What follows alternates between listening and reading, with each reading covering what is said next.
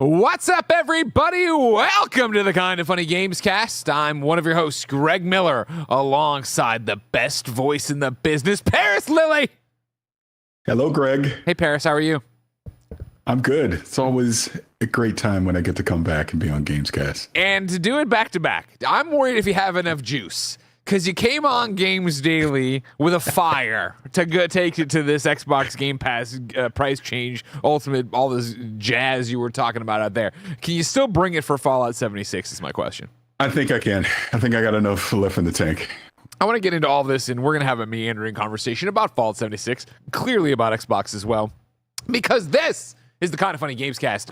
Each and every weekday, 4, sometimes 2 best friends gather on this table, coming to talk about the biggest topics in video games, whether they be reviews, previews, or just things we need to talk about. We cover it live on twitch.tv/kindoffunnygames, youtube.com/kindoffunnygames, and podcast services around the globe. If you especially love what we do here, we ask you to pick up the Kind of Funny membership. $10 a month gets you all of our content ad-free. That's more than 80 episodes. And of course, it gets you your daily dose of me, Greg Miller. That's right, 15 to 20 minutes from my car, adding up to 4 hours of exclusive podcasts each and every month. And on top of all that, it gets you good karma for supporting a small, independent 11-person business trying to make it out here in a crazy media landscape. No bucks to toss our way. No big deal. Like, subscribe, share, ring the bell. If you have Amazon Prime, you have Twitch Prime. We'd love it if you gave us your free 30-day subscription. Of course, they don't remind you about it, and it doesn't auto-renew. So maybe you're driving your car right now. When you get home and you're done listening to this podcast, go link them up, give it to us. We'd really appreciate it. Of course, like I said, we're talking about Fallout 76 Burning Springs. Parris, first note, it's too close to Horizon Burning Shores. I can't. It's so funny you say that. I was thinking the same thing. The amount of times I jotted my notes and I delete it. That's not right. And I Google, what is it? Springs. Burning Springs. Yeah. Okay. Get your super chats in on youtube.com/kindoffunnygames with your questions, your comments, concerns. I know Mr. Hawks will be doing it, so you must all do it as well to give me your questions about talking to Walton Goggins in the game. Of course, though, no bucks tossed away. I already said all that jazz. Remember that the housekeeping goes like this. We're an 11-person small business all about live talk shows. So far, you've already gotten Kind of Funny Games Daily and the news that Xbox Game Pass price hikes and major changes are here. After this, the one, the only, the Hispanic heartthrob Texas treat. I'm not doing the whole intro. Andy Cortez will be playing Ghost of Yote, starting it for the first time over on our stream. If you're watching later, catch that archive, youtube.com/kindoffunnygames. If you're a Kind of Funny member, today's Greg weighs 15 minutes on if we'll ever be too old for video games. Thank you to our Patreon producers, Carl Jacobs, Omega Buster, and Delaney the Psalm Twining. Today we're brought to you by Kind of Funny Games Daily, episode 2000, and our new merch, but we'll tell you about that later. For now, let's begin the show with what is and forever will be topic of the show. So, Fallout 76, Burning Shores, the largest expansion, blah, blah, blah. Here's my question, Parris. Now, granted, we're on the Xbox set. I'm wearing the Starfield jacket. Burning Springs, by the way. Burning Shores. Springs? Springs. Horizon Burning Shores. Yeah. Fallout 76 Yes. Burning Springs. Yes, there you go. What are we doing here? My question for you, Parris, is that now that we're here, and granted, it's day one, it's rocked, is both this news and you assume the Outer Worlds 2 reviews ruined by this Game Pass news? Is everyone going to talk about this every time we talk about any of these things now? Unfortunately, I think so. That stinks. I mean, it was so funny knowing, the embargo for both of these, the Game Pass news and the Fallout. I go, wow, they're literally just neutering the Fallout 76 news. No one's going to talk about this because everything's going to be about Game Pass. I was going to say, yeah, if you're the folks working on Fallout 76, you got to be like, oh, great. That's you timed this the exact same point there. Yeah, that's going to help us really get what we want to get some juice behind this, get it going, have people excited about what's going on in Fallout 76. Dang. A dark day. But we'll do our best. It is. Of course, we went out to New York City, NYC, the Big Apple. Different days. They wouldn't let us be there together.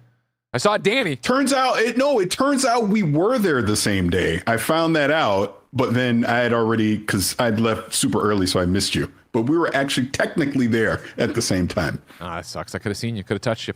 Yeah, I know. I was looking forward to it. Parris, I'm going to give them the rigmarole here, all right, of what Fallout 76 Burning Springs is, of course, coming out December 2025. Fallout 76 Burning Springs takes players to a new region in its largest update since 2020. In this free update for all Fallout 76 players, explore post-nuclear Ohio, meet new characters and factions, and take on all new bounty hunting missions, hosted by Walton Goggins as the Ghoul, featured from Prime Video's Fallout television series. It goes on and talk about a story. Your southern east or southeastern region of rural Ohio. New places to explore, new quest lines to follow, new events to take place in, and yeah, form your posse to collect the Appalachia's most wanted in an all-new bounty hunt missions hosted by none other than the Ghoul. Parris, we got to play a lot of this, whole bunch. What was your immediate top-level takeaway? My immediate takeaway was I like in the Burning Springs area, in the Ohio area, this had more of a Fallout 3 New Vegas look to it. And even when I got a chance to talk to John Rush and Bill Lacoste, the creative director and the production director for Fallout 76, they kind of confirmed that was somewhat on purpose for the look of it.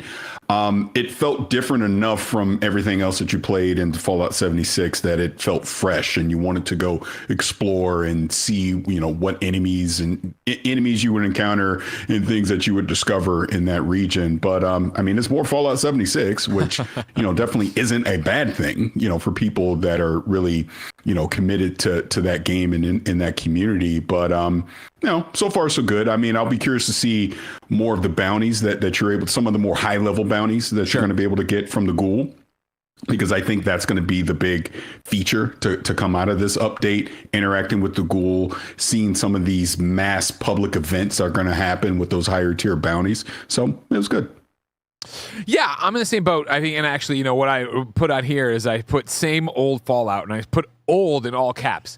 I like Fallout 76, right? I booted up the PlayStation, was tinkering with it before I came in here. I have 90 hours in it, and if you're a Kind of Funny member, you probably remember the majority of those happened last year in that lead up to me re-reviewing it or reviewing it in 2024 in the round as a group. And so I played a lot of it there and really enjoyed myself for what it was. But I think what's interesting about this is that it is not changing Fallout 76, which of course is a silly thought to have, but it is that idea that if the core hooks of Fallout 76 and Fallout, old Fallouts to that level, didn't work for you, it won't work for you here. Luckily, it did work for me, but I did find myself playing this being like, man, I can't wait for the Outer Worlds 2. And I do wonder, even though December will be about 2 months after the release of Outer Worlds 2, if this will still scratch that itch and get me back into it. Because even booting up my PlayStation and jumping back in, it was the thing of like, all right, what was I doing? And I haven't played since the Ghoul update even. Like, I need to do this and I need to do this. And I'll be fascinated. But I'm with you that, like, this new section of the map does feel different and does feel more Fallout. The way they peppered this one in to get you going, they dropped this in with max level characters already, or probably max, level 300 characters already. 300, yeah. We were ready to go take on any challenge. And so you already had started the quest line, and we had to impress this guy to get further into it. So there were challenges similar to your dailies or your weeklies, but they were for the quest line on your map. And running around and doing those in the new section, whatever. But I, was over there and ran into...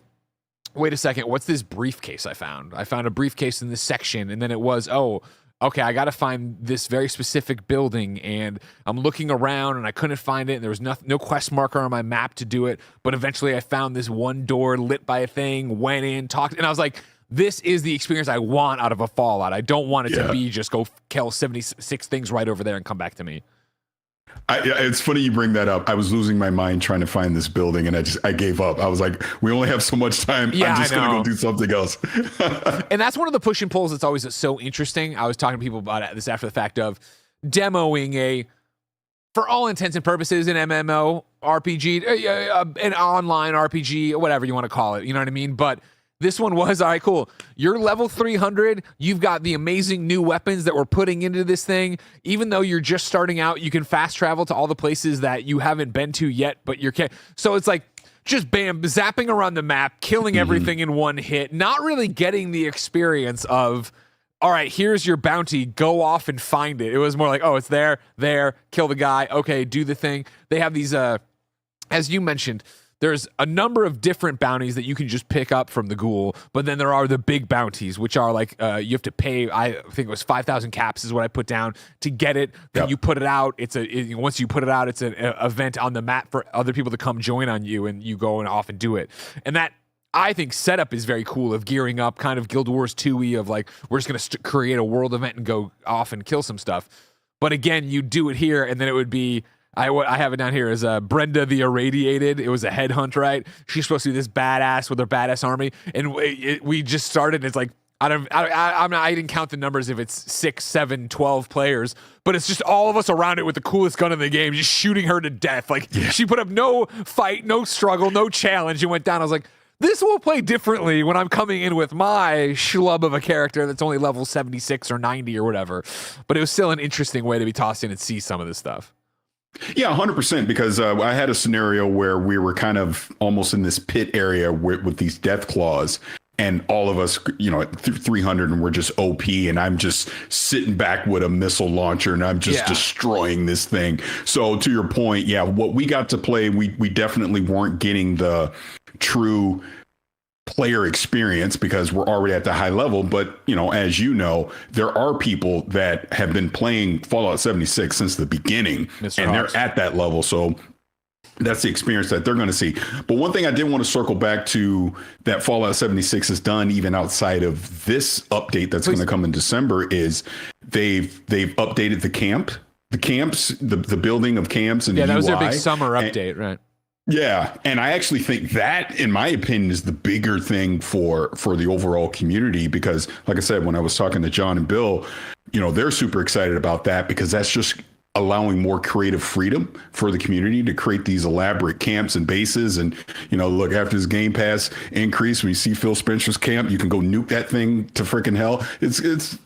That is what I like Fallout 76 for. And I think this Burning Springs update gives us a new area, gives us some new things to do, but it's really that collaboration of that dedicated community of Fallout 76 and adding those kind of updates, like the Gone Fishing update. Yeah. They're going to continue, to update that. They're adding new bait, new fish, things like that, because they want this thing to continue to evolve and support the community that way. Barrett, I just dropped you a link for the camp trailer. Can we play it with the sound up? Because this is something they mentioned as well, and I know was their big summer update I didn't come back to. Welcome back to this very special episode of Camp Revamp. Today we've got renovations and innovations happening all across Appalachia. With relaxed building restrictions, you can snap, collide, and free build with abandon. Neighbors needn't be jealous. They can do it too.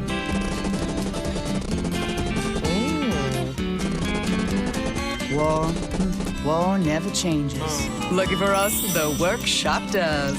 With a streamlined new menu, you can find and place anything you're after with ease. Do it your way. Don't let the markers of good taste stop you. Oh, hell. No more blocks to build in. The only ones you'll find are in the defense category. Not the type to build from scratch? Honey, prefab is at your fingertips. Ain't she a beaut? Your creativity is what makes this post-apocalyptic hellscape great. So build to your irradiated heart's content. And we'll see you on the flip side.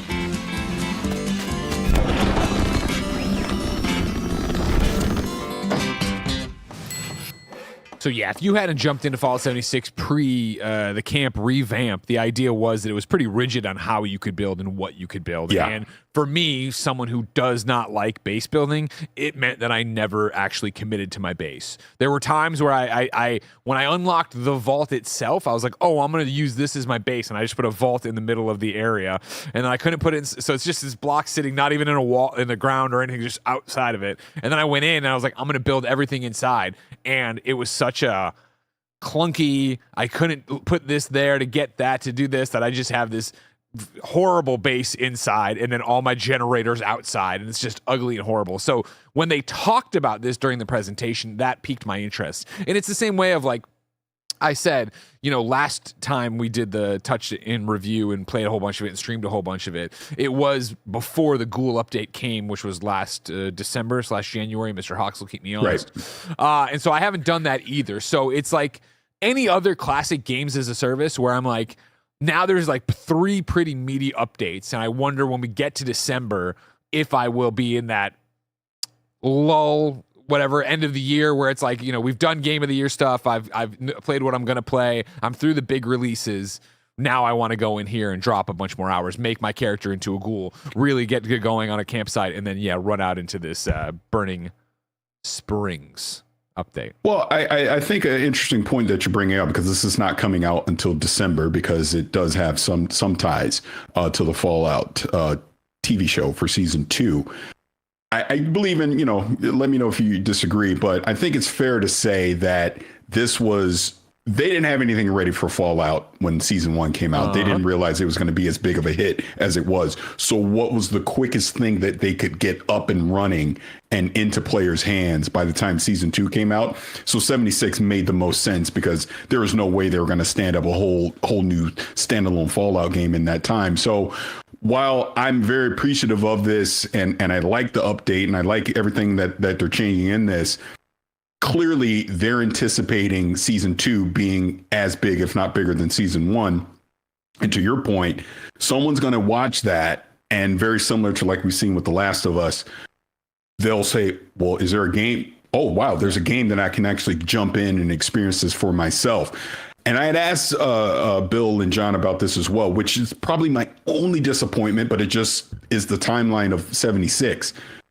They can't have a direct tie-in to season 2, because technically the ghouls obviously are all been around this entire time. So you can just drop him into this. But this time period is way before the television show happened. So you're not going to see Lucy or any of these other characters show up in the game and do anything. And, he's a little coy about maybe we might have some other Easter eggs that tie into season 2. But anyone think you're going to get a direct parallel to season 2, the ghoul's going to be it. Handing out those bounties and showing up in various places in Burning Springs. Yeah, this is a fascinating vein to tap into. I'm glad you did. Yeah, if you're unfamiliar, and I'm not getting through like the wide swath, but 76 technically started in 2102, 2102 being the year. The show is 2296. So you're looking at almost 200 years between them, and that's why obviously the ghoul could be here and believably be in Ohio and then eventually make his way all the way out to where this is. But more importantly, I think,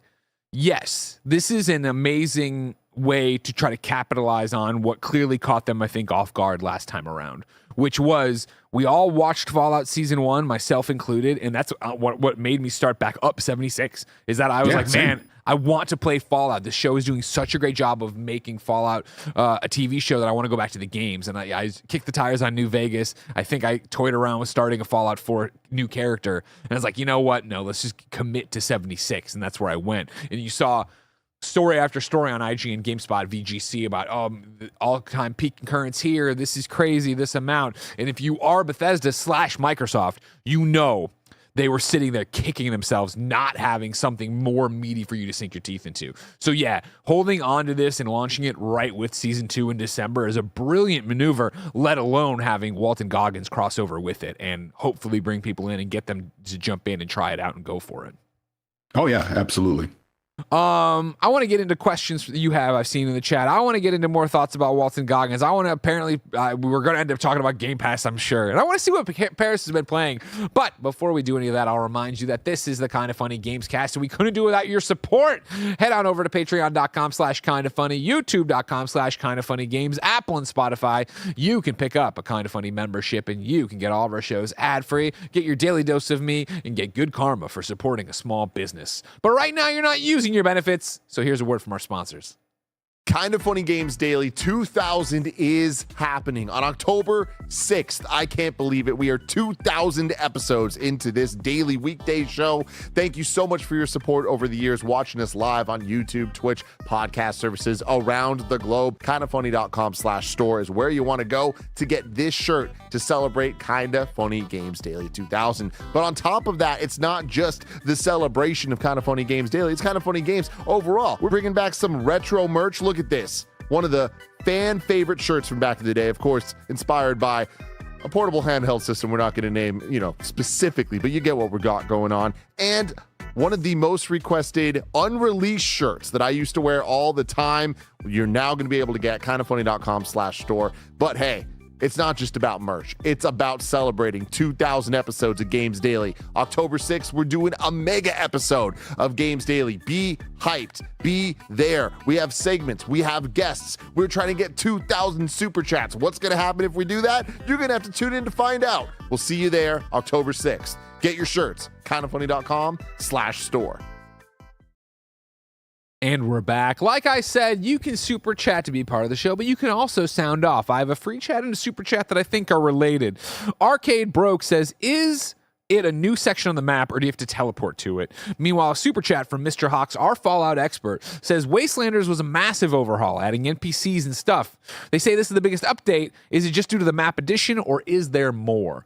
So you're both talking about the map. Mr. Hawks, it's because of the size of the map they're throwing up for Ohio, where they're just, for you, Arcade Broke, they are just zooming out the map over here and adding in a whole bunch of stuff in the northwest of what you'd be getting in this Ohio. And I guess just due west as well. But up over here, you have this Ohio section, a whole bunch of new landmarks, a whole bunch of new things, new areas to explore. But no, it's not like Fallout DLCs of the past where you would teleport to the pit or something like that. This is on the map, and so you are going there and doing it. Back to you, Mr. Hawks. No, it's a size thing, I think. It's not that they're adding in crazier NPC. I mean, there's new NPCs, obviously, but it's not, I don't think it's nearly as big as the Wastelanders overhaul. Parris, is that the vibe you got too? Yeah, same. It's just adding that section onto the map is probably what they're really talking about as far as it being the biggest update. Yeah. So then, you get into, again, what we were doing out there, running around the wasteland. And I think, again, the piece de resistance here is Walton Goggins' Ghoul. It's worth pointing out that we got a special message at the preview event from Walton Goggins, being how excited he is to be a part of this, blah, blah, blah. But because he had just laid the lines down, his Ghoul looked like the Ghoul, but did not sound. It wasn't Walton Goggins' lines yet or whatever, which was fine because I'd rather get those when I'm there. And seeing him record it and have false teeth in to do his whole speech, I thought was pretty dang cool. But even as you walk up, this is what you're going to see. You see Walton Goggins' Ghoul sitting there with a pile of bounty posters for you to do. These are the free ones you can just take. You can go out. You can get a bunch of caps. These are the ones that are more what you'd expect of a Fallout 76 single-player mission. Obviously, you can play them with other people. But you take it. You get added to it, you go over there, you kill a bunch of people, and you kill that person, and then congratulations, you've done it. Then, like I said, there are these ones that are the headhunts that are the ones you have to throw down the caps for, be challenged for, get better gear, get this is where my notes are here. What we're talking about, 4-star assault rifles and all this other jazz you'd be getting, right? The big stuff that you're going off and getting off the headhunts. Parris, do you think this will be enough to make you commit into this, to come back to this, to actually go through Fallout 76 and go for it? Yeah, I feel like exactly what you were alluding to previously before the break. I think season 2 is going to come out, and I'm going to want to jump in and experience this and play it more. And even what we got to play, I definitely wanted more of that. I wanted to kind of see where some of those quests were going to go. I'm very curious to see what some of the higher tier public event bounties will be like as well. I had actually got not a full armor suit, but a partial armor suit. So it was cool to be able to do that running around through the wasteland as well. I'm very interested to see how the greater community will embrace this as well. And then like we talk about the camp updates, seeing some of the crazy concoctions that people are going to be able to lay down with that as well. So yeah, I definitely think there'll be an interest, especially in a December time when we're going to normally be kind of winding down anyways. Yeah, that's how I feel too. I could easily see it being, once it's out there, I'm going to want to run over there and have that, first off, interaction with the ghoul, to continue that game, get the bounty hunters, but then go off and like every time there's a new map to explore, a new thing to do, that Fallout feeling of coming up on a place and like, location discovered. That's always so key to what makes these games special, and going through and discovering them together with your friends if you want to, or off on your own, is interesting. I don't know. So, in my time with Fallout, like as a Bethesda RPG super fan or whatever, right? I never craved a multiplayer Fallout. And so then even playing Fallout 76, that was still a very solitary experience for me, where it was like when we'd get it in there on a stream and then go off and do one of the big event, like, hey, we're all shooting those things. That never has ever felt like Fallout to me. So even we're making fun of these end game missions we went on of like, yeah, okay, cool. And we're just beating the shit out of Brenda the Irradiated. It's like, this is how it's always kind of felt when I get teleported in and like, what's going on? We're just shooting this thing. Okay. But like the discovery and the little things and the little missions, that'll what I think in December is what I'll actually get back into. And I like this too of one of the missions I was doing. I was setting up for a heist or whatever, and I was like getting people together and doing all these different things, and I had to get them on my side. And I was kind of half paying attention. I was paying attention, but like, all right, whatever. And the one person had sent me to go talk to somebody, but of course I ended up killing that person because that's what I did. And when I came back and told her I had killed that person, she wouldn't work with me and she walked off. And it was like, oh, so then I had to go to the guy I was organizing this and be like, yo, it's just us.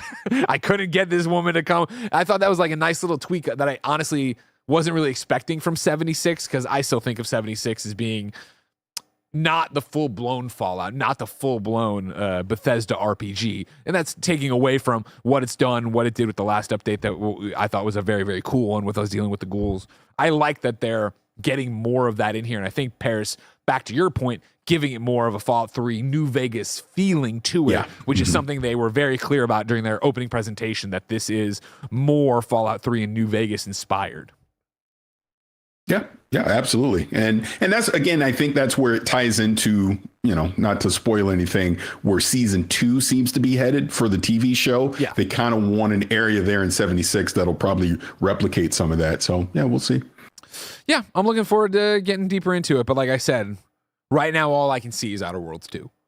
I need Outer Worlds 2, Parris. Where's your hype level right now for that? My hype is pretty big. I'm really looking forward to, we obviously talked about it a few episodes back, during the preview. So that kind of just, kind of whet the appetite a little bit. Like, okay, I want to see more of this. I want to see more of where the Outer Worlds 2 is going to, how big scope, all these things, the RPG elements, just all of it that potentially the Outer Worlds 2 is going to have. So, God, what less than a month? We're like literally, a month away, which, wow, it's coming up pretty fast. But yeah, hype level's pretty big on it for sure. Yeah, I done that this week. I did an episode where I built my 2 characters I want to start as. And that was 1 month to the day. So I am constantly checking my inbox, looking for any kind of update on a code, because I would love to do that and be off on to the races on that. But Parris, what have you been playing? What have you been up to? So interesting enough, my real job, I've been in a lot of security conferences and doing, day job stuff. Adult work. Okay. Yeah. Stupid job and responsibilities. Lame. But what I did get to play was Ghost of Yotai. I never say it right. Yotai, you're fine. But loved it. Absolutely loved it. I obviously didn't get a chance to be on a review with all you guys, but I was very similar to you. 9 out of 10 for me. I really loved it. I thought they improved, like the things that I was hoping they would improve on from the original, they did. You can definitely tell Sucker Punch took lessons learned from the first one, applied it to this. I thought the story had me engaged. It went in directions I didn't think it was going to go. I know some people thought it was straightforward, but maybe not so much for me. Yeah, I loved it. I highly recommend it. I guess tomorrow everyone's going to be able to jump in and start playing it. So yeah, definitely another great game for Sucker Punch for sure. Talk to me about how many hours did it take you? Do you know off the top of your head? I know. So interesting enough, because now I've been able to play more after my initial. I'm in the 40 hour percentile up in there somewhere. Okay. I want to say to complete was about 32. I want to say up in there. Okay. Yeah. So you're committed. You're just out there hacking at it. Still taking revenge on everybody. Exactly. Just effing around doing stuff. But I think when people get there, and I played it on PS5 Pro, so I played it on the ray tracing pro mode. So 60 frames, all the bells and whistles on, lighting, all that stuff. Great experience. Played and looked really, really good. Highly recommend. Okay. So then, has that been dominating all of your time? Yeah. But, okay. First and foremost, I suck at Silksong. I'm not good. And I played a little bit. Shame. There's no shame in that. No, I know. I was like, this shit is hard. I'll come back to this later. So I haven't Which means you'll never come back. I know, right? I know. And then, like I said, with just day job work stuff, I focused on Ghost because, I know we had that extended review period. And I'm kind of embracing for the storm that's about to come here over the next few weeks. A ton of games.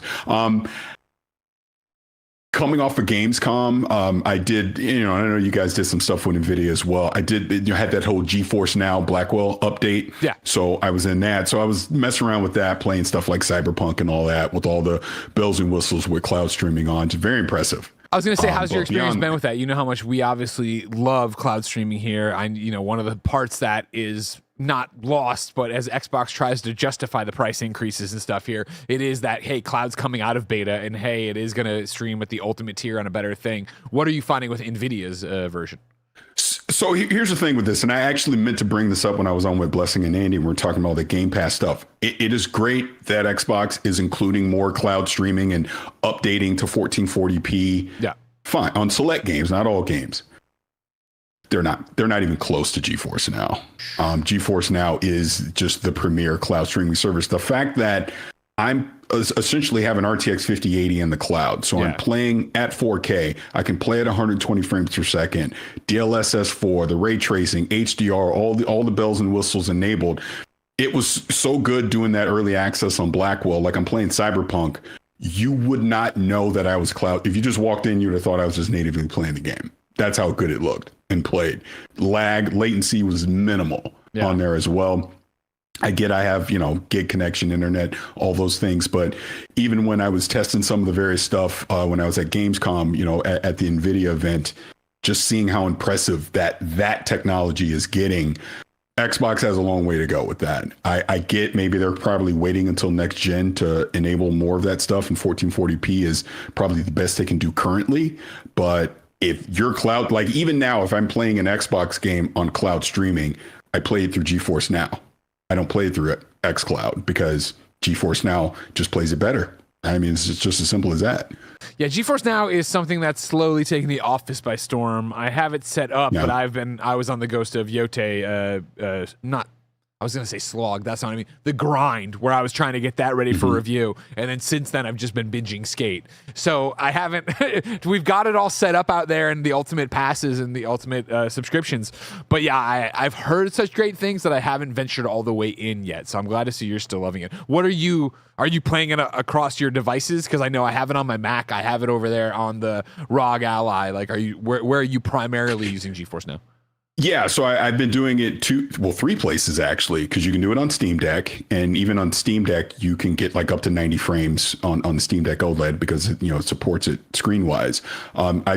Testing wise, I was doing it on the PC, but I have also done it on the living room as well on the big screen. Nice, plays just fine, no issues at all. So it's been pretty solid. Again, I get there's a fee. It's not included with something like the Xbox is doing with Game Pass, but it's a great entry point into cloud gaming, and it kind of shows you the future potential of where it can go.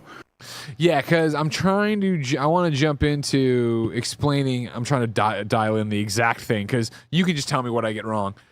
The deal with NVIDIA GeForce Now isn't that you're subscribing to a subscription service of this many games like Game Pass. Instead, you're basically subscribing to use their if you go ultimate 5090s in the cloud, that then dial into all your libraries, right? Because like when I set it up, I gave it access to my Steam, to my Epic, to my Xbox. And so all of those services are then put into this cloud PC so I can play any game I own with the same save and X, Y, and Z. Right. It's games that you already own, like you said, from Steam, Epic, GOG, Ubisoft Connect. Xbox is PC Game Pass. Yeah. So you're essentially connecting PC Game Pass and playing those games through there as well. And just to be, 100% technically clear, it's an the Blackwell update is an RTX 5080, Thank you. not a 5090. But Trash. again, very, very impressive. Yeah. For what you're Complete doing. ass. Nobody would ever play with that. And depending on what tier that you purchase time wise and all that, you can get like the ultimate tier, which unlocks all the bells and whistles that we've been talking about. And then there's some lesser tiers that kind of limit the amount of hours that you can actually play on it, per month, things like that. So you just have to go in and look and see what works best for you. Obviously, the ultimate tier would be the best one. And I apologize, I don't have the price of that off the top of my head right now, but like I said, for the service they provide. Oh, and you can also now do where you can install certain games that are not quote unquote a part of the Steam service. Like again, I'm last minute doing this, but there's certain games that you can actually just install and play. There's also the Discord, like the Fortnite feature, where you can instantly, like a friend invites you into Fortnite, you can instantly just fire it up and you're just jumping into Fortnite playing with them via GeForce Now as well. But again, I'm not sure how the pricing tier works on that. Sure. But again, the technology of what they're doing is very impressive. I mean, look right there. I'm using it right now to boot into my Starfield save. Yeah. All right. We got to play more Starfield. That's what it's all about, everybody. So then, Parris. Yes. I realize it's a dark day for you Xbots. All right, out here with the private. But the next thing I'd want to do a Parris Lily check-in on is where are you at on basically the eve of the Asus Xbox ROG Ally X or the standard one? What are you feeling right now as you get ready for that? I mean, I'm looking forward to it.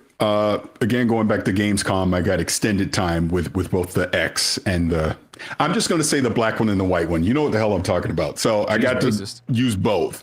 And I actually was very impressed with the Xbox Ally, the white one, the quote unquote 720p version, because I was playing Forza Horizon 5 on it, played Balatro, some other games. It was fine. I mean, it played, loading for Forza Horizon was kind of long on it, I noticed. But otherwise, and I played Silk Song a little bit on it as well. It was fine. I think, look, I am not a fan of the prices at all. I think $1,000 and $600 is too much, but it's the unfortunate reality of just where we are in the current market right now. But I do think the Ally one, the white one, is probably going to be the one that sells the most, again, just because of the price. And I think it does enough for what people are going to want from it. Whereas the X is going to be the more enthusiast device, obviously terabyte drive in it, playing games at 1080p. It has the Z2 Extreme AI chip, things like that. I'm looking forward to it. I want to see, I think my biggest thing is how curated is this Xbox full screen experience, which is a mouthful to say. Of course. How is that going to be in comparison to what I'm used to with the Steam Deck and Steam OS? The Steam Deck never forces me to go to the desktop to do anything. I can load all my games, play all my games just fine. I only go to the desktop if I choose to go to the desktop. Will Xbox and Microsoft be able to replicate a similar experience with Windows? What we played so far has been in controlled environments. I'm curious to not have someone sitting over my shoulder while I'm playing it, so I can just tinker and see what I can break and all these things that I want to check out, because ultimately it's not going to be so much about this Asus device, because eventually it's going to come to all Windows PC handhelds. And that's where I think they're trying to go with this, where it's just, here's the Windows/Xbox gaming experience. You press the button once, you're in it. You never have to go to the desktop. You can bring in Steam, you can bring in Epic, all these other things, play all your games from this uniform UI, and off you go. Right now, and until we obviously get more hands-on and get to the final review period of it, I know I still prefer the Steam Deck. that's my go-to handheld device because of the UI and the ease of use. And let's see if Asus and Xbox can get there with this Windows experience. Fascinating. Yeah, I'm already a ROG guy. And so, like, I'm of the same argument you have of I already like the interface of my ROG Ally X, which is just Windows, which I know is so preposterous. Everybody hates this apparently except me, but I love the idea of just the screen works so well for me tapping on the Xbox app, tapping on Steam, downloading my things. My icons are all there, whatever I need, even now with NVIDIA GeForce Now, having it all right there. I'm more worried about I love the idea of this Xbox interface. I love it freeing up memory and RAM and all the stuff I don't understand, getting me into experiences faster. But I'm more like, well, what about when I need to do something on this device that isn't Steam and isn't Xbox? Right. Like, so I'm gonna to get NVIDIA GeForce on this. Am I going to need to boot into a Windows thing to go to it? And then how on the nice Xbox layout is it going to know that I have that? And like that, these are my questions of how I'm immediately going to try to break it.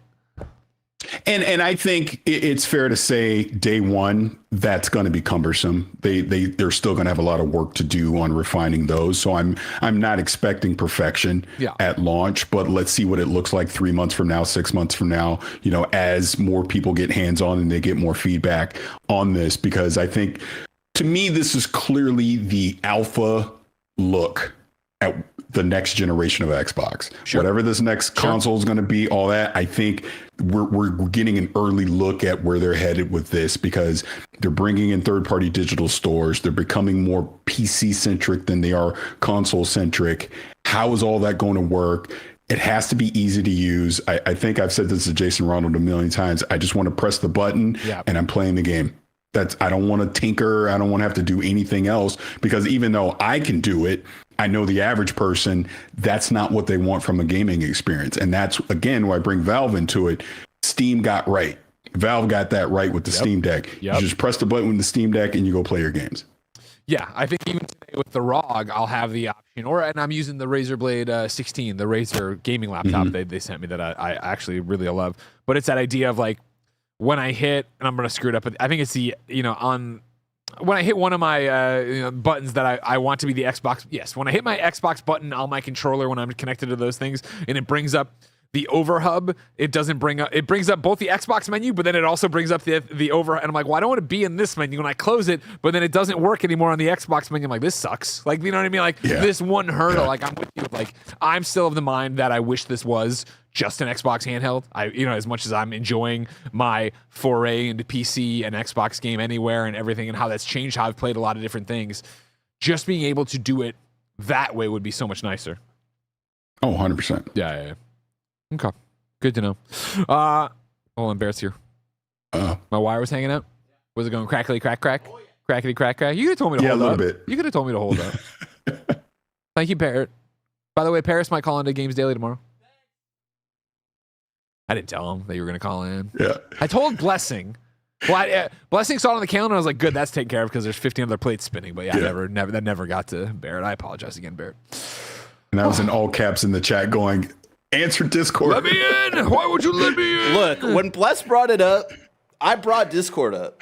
And I didn't see you jump into Discord for a while. So I'm just saying.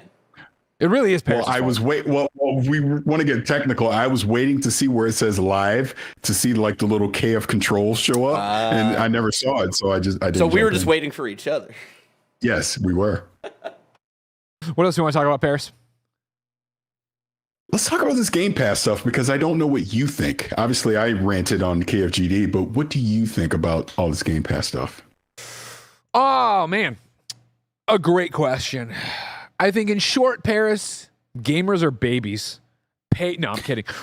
It's a bummer, right? For all the naysayers through the years here who have been talking about Game Pass is unsustainable. Game Pass is unsustainable. You get to this moment here, and it's like there are so many questions about it, as you would expect with Microsoft being a corporation and being a business. Today's announcement was very businessy and very corporate. And I think it would have gone a long way to have a Xbox podcast with Phil. They say all this stuff, but then there is a conversation of like, So why is this happening? Why are we taking day one titles and putting them here? Is it that we're not finding the return on investment, so this is how we're trying to make it? Is it just that there's more money going? I mean, they have this. What is it? Today's thing is like we're putting 75. We're guaranteeing for the next year 75 day one titles on Xbox Game Pass Ultimate, and so it's like awesome. But we never threw a number around like that before. In the before times of like how many you were getting. So I think going a long way of like, hey, we're doing 75 and that's this much more. And here they are. Like, and they said keeper and they said this. And it's like, yeah. But I mean, like, you Xbox aren't putting out 75 day one titles, like Xbox published games. So what are the ones you're adding here that are beyond that to make me go? Because I think then that would have been not an easy pill to swallow, but an easier one to be like, oh, well, I know that I wanted this game in December and then these two in February. And I see that those are coming right now on this announcement. So I know that I can already knock those off what I was going to pay before. But like right now you're giving bad news, which there's no way to increase prices on anything and not be a bad news. But I don't think you gave enough ammunition to people who want to defend you. And it might be the fact that it's obviously marketing agreements. You can't talk about games that are coming out in July yet or whatever, throw out the dates. It might be that, and you just have to do it. It might just be that this is one of those that, yeah, they know they're going to lose a lot of people. They know that they're going to have a membership dip here as people mass unsubscribe. We were talking about on Games Daily that the unsubscribe page is broken because so many people are using it apparently.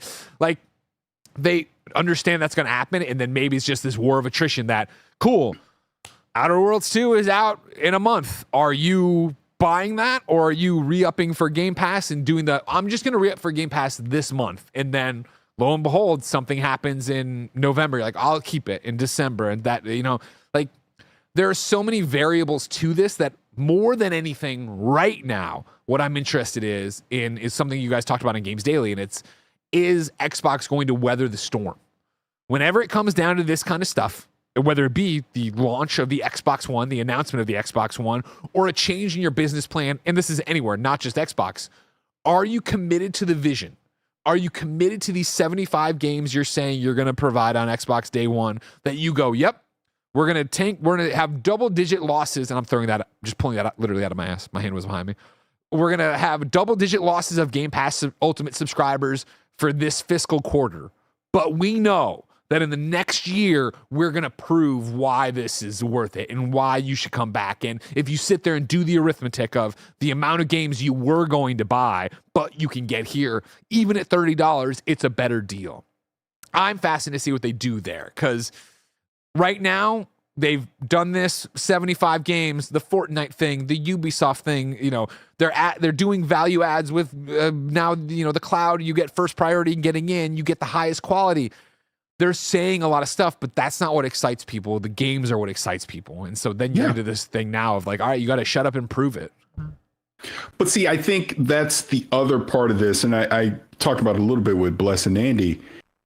I do think next year is going to be pretty freaking big for them. It's the 25th anniversary year. They're going to be loaded. So I do think in the short term, actions will speak very loud for them. But what about 2027? Sure. What about 2028? Sure. Are you keeping the momentum going? What about, all right, now you've launched this next generation of hardware. What does that launch lineup look like? Does it make sense for me to want to stay subscribed at your highest tier during this entire time? Or does it make sense?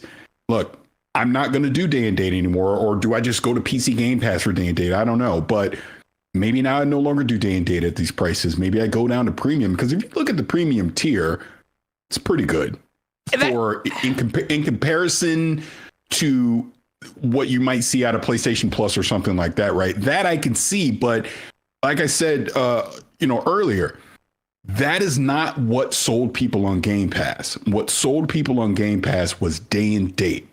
Was your big games coming day and date to the service. And now you put it at a price tier that people are going to be very hesitant to want to consistently stay subscribed to. I honestly just don't see it. Yeah, the consistency is, I think, where you'll lose some people. But I also think that, like, you bring up the premium and the essential tiers or whatever. there is this conversation that, again, we're not privy to, and you imagine they are, with all their data and all their things of what are people using Game Pass for. Right. So many times we do shows like this. We talk to people like Marquise and Dean Brown and AJ Kelly and P. Tier and Anthony, like everybody in these chats that are as hardcore and crazy about games as we are, when in reality, how many parents and college students and whatever have subscribed to Game Pass because they just want a Netflix of games, or they just want this one game, and they are at the tier that is below this and their price didn't change, but they're now getting an added value. And then there are the whales that are us that are going to go, well, if I was going to buy Outer Worlds and I was going to buy this and I do, okay, yeah, this technically is a better deal, so I'll stick around for it. Or I'm going to come in for the 1-2 months I play those things and leave, and nickel and dime it and this, that, the other. And like, we all forget about subscriptions to some point. So it's like you get them through the door even for one game and then maybe stick around. Like, I don't know. Yeah, which is all very possible. I think my thing is, and again, I bring my kids into it, is they use it, especially my oldest daughter, more for discovery. Yeah. That's probably the biggest perk of Game Pass. They discover that gem of a game that they never heard of and like, oh, I'll try it. Are you going to get that same experience in the premium or essential tier, or is that something that's still going to be more exclusive to the ultimate tier? And to your point, these are the questions that they're going to have to answer, honestly, over the next 12 months of, all right, we know in the short term, people are going to be mad. They're going to cancel. We're going to see headlines are going to be blazing for the next couple of weeks about this. But can we weather the storm, get into 2026, get to Forza Horizon 6 and E-Day and whatever Halo thing might come out and all these other indie and third-party titles that we've partnered up with to be in the service to show that, yeah, this is worth the $30, even though at first glance, I don't think it is. That was my first reaction when I heard the price. I was like, yikes, that's a lot. I don't see a lot of people wanting, especially in this current market, to spend that amount of money every month on this service, despite how much I've loved it over the years, best value in gaming and all that. To me, that's the red line. Seeing that $29.99, I go, this is too much. And if you even go back to the XCast days, Mike and I and Gary, that was the rumors of the family plan. Yeah. That clearly is not happening anymore. So that never happened. Yeah. Yeah, I think it'll be interesting because I think there is an argument to be made for, and this is something you guys talked about in Games Daily, that, well, how many times am I turning my Xbox on a year? And so if you're one of those gamers, and it really is Forza, and it really is Outer Worlds, and it really is Halo and Gear, then maybe it is that you're just doing the arithmetic of, well, I'll save the $40 and I'll subscribe for this 1 month and then I'll bounce. I'll do it for the one thing and bounce. And I don't know if Microsoft looks at that. And again, how many people are, it's always that thing of how many people are actually stopping right now, how many people are actually doing this. We see it and the site's crashing or whatever, but it's like they know what they expected to lose. They see what they're losing right now. And then they also know if they believe enough in this vision that they're going to say, no, we're committed and we're going through. Or as Andy was talking about, in a week back off this and be like, you know what, hey, we're stripping these things out and trying to get it back to that price point or whatever. But it's an interesting time.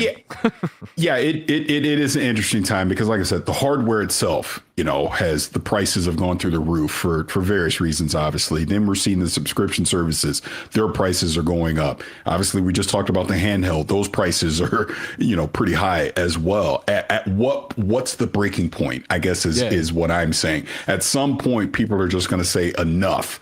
And they're going to vote with their wallets, and they're not going to subscribe to this stuff, or they're not going to purchase these things. And that is probably my concern. We already know how awful the industry is. We're seeing all these layoffs, studios closing, things getting canceled. I don't see this helping, I guess is my point. Sure. Does this do even more harm to what's going to be going towards, as we head into 2026 and beyond? Obviously, Grand Theft Auto 6 is going to be big next year. I didn't even mention Fable. Fable is going to come next year. We'll see with Wolverine and, Soros and all these other games. Where are people going to decide to put they're going to invest their money and time into? I guess that's the point I'm trying to make. Is Game Pass going to still be worth me investing into? Because you only have so much time to play these games. So to the point, You're going to kind of map out, I want to play this, and this, not to mention whatever the hell Nintendo's going to have too. So when you're that kind of gamer that you only have so much time, there's only so many games you're going to play. Do I want to subscribe to Game Pass, or do I just want to go buy my games now and I'll just play them as they come? And to me, the downside to that is now there's going to be games that I might have discovered through Game Pass and given a try that I'm not going to do it now because it's just the cost of entry is too much. But here's my thing about that argument, and you're not wrong. Again, I'm not trying to say you're wrong. Yeah. My thought on it is, though, I just think it presents you now with a choice more than anything of like, it does. Dungeons of Hinterberg, a game I really, really vibed with last year, 2 years ago, from Game Pass, right? I saw it at GDC, didn't even give it the time of day, but it came to Game Pass. I tried it, or somebody suggested it. I was like, oh man, I really, really like this. I vibe with this, right? I feel like if the headlines would have grabbed me or the trailer would have grabbed me, it would have been the normal thing of, and I don't have Game Pass Ultimate. We're in this timeline now where Game Pass Ultimate costs $30. I was like, oh, I'm going to pick this up. I feel like before I would click that buy button, if I saw that it was on Game Pass, I would go, well, this is a bad example because I'm sure that game was like $30 on its own, maybe 25, maybe 20. But again, the arithmetic of it of like, well, let's say it's 20. I can buy it for 20 right now, or for $10 more, I can do Ultimate for a month and have access to something else I want to play. Like, I think the pop of having a Game Pass, your game is on Game Pass day one. When we get to Game Awards, when we get to the next Developer Direct, when we get to SGF next year, and Xbox does the big thing, and it's all day one with Game Pass Ultimate, Game Pass Ultimate. Those are all arrows in the quiver, right, to make you go, shit, maybe I should pick up Game Pass Ultimate for this, that. You know, again, what's $10 worth to you, and then what's $120 worth to you? But it's the argument over here I saw a second ago in the live chat, I'm sorry, is saying, man, at $30, I might as well just buy the full price game. Well, by that argument, like, that's $40 you're losing, and maybe I'm now doing the girl math thing of it, but you're losing $40. So if we multiplied 40 by 12 months, and we're talking about $480. Now, granted, that's you buying a $70 game each and every month. I know that's not necessarily what's happening. It's just there's a lot of sky is falling right now because money is tight everywhere, right? But I appreciate I appreciate all this. Duro in the live chat goes, even if I paid $30 a month this year, I easily have gotten my money's worth, right? Dean Brown, Xbox is my primary console. Turn it on every day. I have a PlayStation 5 too, but Game Pass gives me constant games, new and old. I'll probably stick with Ultimate for now. I've only bought 2 games this year. I'm not saying these two are everybody, but nobody is everybody, where I feel like, for me, when I heard this news, I was like, $10 extra. That sucks. And I was like, well, it's giving you Fortnite and the Fortnite pass or whatever, Fortnite crew. And I'm like, I don't play Fortnite. I have my thing where I fall into Fortnite once a year, maybe once a year and a half. Today, I went to xCloud, opened up Fortnite, and I was like, how do I link it? And I was like, this is complicated. And then I read it was in November. I was like, damn it, they got me. I didn't even read the fucking full article. But like, for me, even though, full disclosure, my Game Pass Ultimate is a code that Xbox gave me or whatever to try it out when they did the thing. But if I was on the outside, I would be like, well, I know I'm going to need V-Bucks eventually, so I would keep it. But again, different financial situation for me than maybe for you, than maybe for whoever, and da-da-da. I think we're doing a very good job here of keeping each other in check. To be clear, I was joking with the beginning, suck it up gamers. I just think everybody's got a different use case scenario here, so I'm going to be interested to see how this nets out and what Xbox was expecting. Well, yeah, and to be clear, and I guess full disclosure myself, Xbox is... Dean Brown says, for the record, I still think the price rise isn't good, even though I choose to stick with it. Yes, Dean, exactly. Yeah. I'm right there with you of like, this sucks. Yeah, 100%. But just full disclosure, even on myself, yes, Xbox has given me codes over the years, but my kids, I pay for that. So that's what I'm, I'm looking at it from that standpoint of, is this still going to be worth it? Look, for them, they'll be like, keep it, because they're not the ones paying for it. But the second that they do, they're going to look at it differently. And to your point, like people in the chat, and I've seen comments on social media, there are people out there that still see the value in this. And trust me, I see value. It is just the sticker shock of that price 100%. In comparison to what it was even 2 years ago, that it's going to make you second guess this. It's going to make you actually think, do I want this? Yes. The hardcore gamer, you probably would still want to get Ultimate, because you're going to pull all the value out of it, because you're going to play all these games. You're going to have a blast. It's more of the people that don't have as much time, that are more casual, that are playing, is this worth it for them? For people that would, sure, you could downgrade to the lower tier, but now you're not getting those day one games. But you're going to have people that are going to want to play Fable, that are going to want to play Gears E Day. They're not going to want to wait a year to go play those games. They're going to want to play them right away. So, but here's my question about all that, and I hear you. And again, this is where I'd love to be in the Xbox data center, where I like. Yes. Do those people actually exist, or are we making them up? Like, because this is always the argument when it's like, well, what about when a grandma walks into Walmart and tries to buy? They don't know the difference between a PS5 Pro and a PS5. It's like, does that situation really happen? Because I feel like I didn't even try crossing the bridge to explaining to my friend in Missouri with the 3 boys when they saw me playing Fortnite. You have Fortnite on your phone? How? And I was like, I'm not even gonna. I was like, Xbox has this. I'm not gonna jump through the hoops to try to explain Xbox Game Pass to you. Where it's like, I feel like the ultimate group is the ultimate group, and that if you were so dialed in that you're like, well, now it's too much and I'm going to go down one, then if you're that dialed in, when they do launch Forza and you're like, I want that day one, you go up the month and then you come back down. But I don't know. I just think that casual gamers aren't subscribed to Xbox Ultimate already, nor or maybe not Game Pass in general, period. I don't know. And you very well could be the case. Like, obviously, they see the data, they know the numbers. Let's put it this way: they didn't wake up yesterday and go, you know what, we're just going to make it $30 and let's see what happens. They're going off of some type of data that's telling them that they should be doing this, where there's sustainability or lack of interest from the majority of, like, maybe they're seeing the majority of people were already at the premium tier. So, all right, well, we don't need to keep this at $20 anymore. We're going to raise it. We'll add a little more value to it, but we're going to raise the price. And the people that love Ultimate, they'll stay. If they don't, they'll go down to premium. If they don't go to premium, maybe they'll just go buy their games at $70, $80 a pop. Now, I don't know, to your point. We'll obviously see how this plays out. I just know the initial sticker shock. And like I said, when I was told that this was happening, I was like, oh, okay. Tomorrow's going to be very, very interesting. And we're obviously seeing this play out in real time now. So, they're doing what obviously they need to do. I think Phil Spencer has said multiple times over the past year, he needs to run a sustainable business. So they're doing what they got to do. So we'll see. And people will make decisions that make sense for them. And I think, to your point, Greg, it's a choice. You don't have to get Ultimate. You never did. You're free to still go buy the Outer Worlds 2 if that's all that you care about. You're still free to go buy Call of Duty if that's all you care about. But if subscribing and having access and discovery to all these games and the perks that come with it makes sense for you, people are going to continue to do it. But it's an individual choice ultimately. Yeah, I think that's the thing where it's interesting. I want to bring in, I saw people calling out Matt Piscatella that we should call him right now. Matt's busy. He's been on this show to talk about it. He's got some good tweets about this. But I do like this conversation here over in the YouTube chat. Daniel says, why pay $30 for one game when you can buy it double that and have it forever?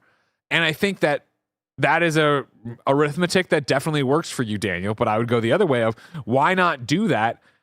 Because then you'd have $40 in your pocket for date night, groceries, period, rent. Like, I think we're talking about this varying scale of people who want to play games and who they are. Like, in the time we are, right, $40 matters. And yeah, there's the arithmetic of, well, I could double forever. Like, maybe you never play a game again. Barrett, how you doing? Well, yeah, there's also the, you guys have been talking about this, of just like the amount of time of investment to make that $360 a year worth it. Yeah. And I just don't know if a lot of people are there, with like how much they've got going on in their lives as well. So I think that's another thing to think about. And I also just want to shout out this BS thread that's Blue Sky Tim from Frank Cafaldi that Matt had also reposted.